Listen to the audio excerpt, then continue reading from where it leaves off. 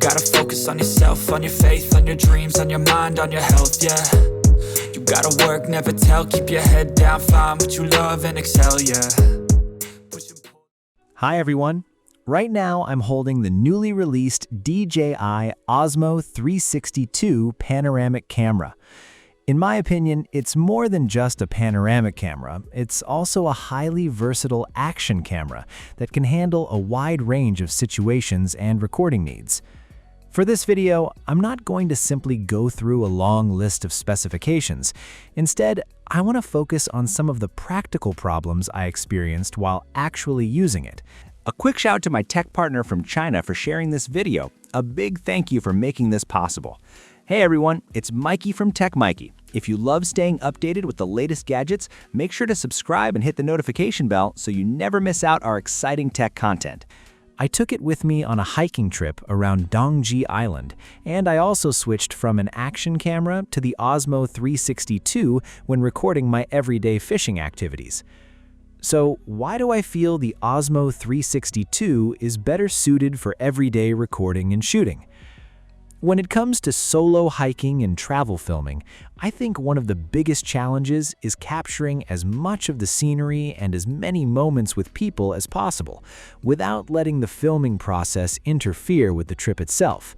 And this is exactly where the Osmo 362 really stands out. The camera can record panoramic video at up to 8K 60 FPS. That means you can simply hold the camera and keep walking, capturing everything around you without constantly worrying about framing the shot perfectly. Later, when you're editing, you can choose different perspectives from the same footage. You can also crop the video into either landscape or portrait formats, which makes the shooting experience extremely flexible. Another thing I really like is how lightweight the camera feels. When paired with a shooting stick, it doesn't feel like a burden even when you're carrying it during a long hike. There's also a twist to shoot option in the settings. With this enabled, you can simply twist the camera to start or stop recording. It's a small feature, but it makes the overall shooting experience feel much more natural and convenient. The Osmo 362 also offers a very useful post-production feature for travel content. Once you've finished recording a clip, you can bring your phone close to the camera and quickly establish a connection through NFC. After connecting, choose the clip you want, then select Shoot Before and After simultaneously at the bottom. The camera will automatically select footage of the people and surrounding scenery and combine them together. For anyone who wants to create personal travel videos or short films, this can save a lot of time and make the editing process much easier. Another common challenge when filming during a trip is getting yourself into a shot from a fixed position. With a traditional camera, you often have to keep adjusting the framing before and during the recording. With the Osmo 362, you only need a mini tripod. Press the shutter, put the camera down, and you're ready to go. Since you can adjust the composition later during post-processing, you don't have to worry too much about getting the framing perfect while you're shooting. The camera can also connect with DJI's microphone for audio recording, which is especially useful when creating immersive hiking or camping videos. Good ambient audio can make a huge difference because it helps the viewer feel like they're actually there with you. One thing I've always appreciated about DJI products is their excellent accessory ecosystem.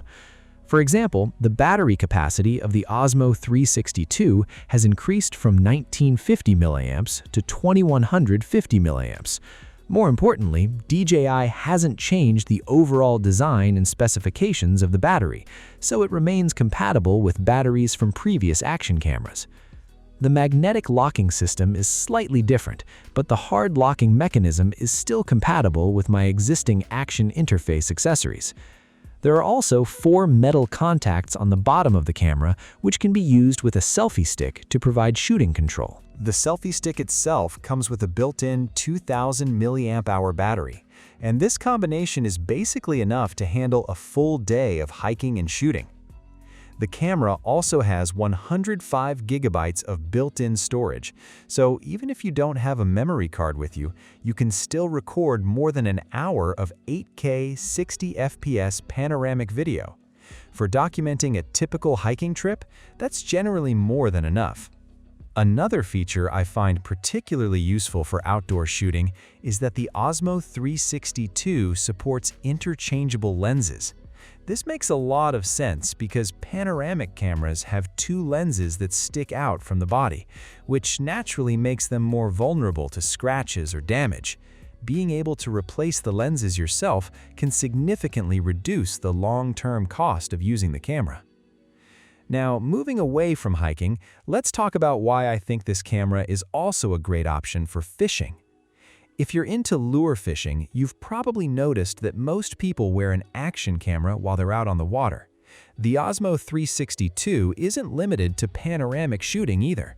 It can work as a standalone action camera. When you use a single lens in ultra-wide-angle mode with a 1:1 aspect ratio, the camera can capture a wider and more dramatic view compared with the action. The square format also works perfectly with its square sensor, delivering very good image quality while giving you plenty of flexibility when cropping the footage later. During editing, you can easily crop this same footage into either horizontal or vertical video, so you have much more freedom when creating content for different platforms. The camera also supports 4K 60 fps pre-recording, just like the action, with a maximum pre-recording duration of 5 minutes. This is especially useful for fishing because you never know exactly when an exciting moment is going to happen, and pre-recording helps make sure you don't miss it. Now, when it comes to overheating during longer pre-recording sessions, I don't think there's much reason to run panoramic recording continuously for an extended period. However, when using the single lens mode, I tested 4K 60 fps pre-recording in an outdoor temperature of around 30 degrees Celsius. With a 30-second pre-recording setup, the camera was able to keep recording continuously for roughly an hour and a half. And if you're concerned about overheating, there's another option.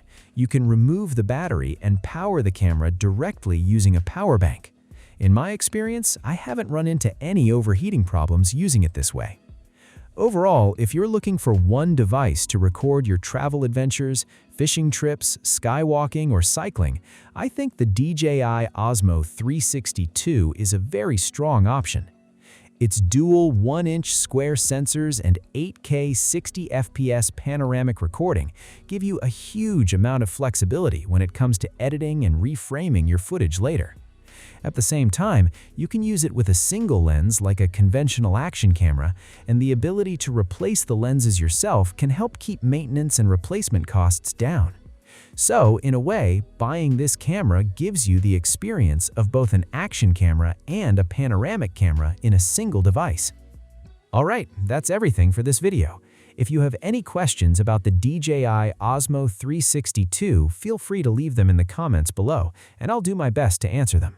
Thanks for watching, and I'll see you in the next video.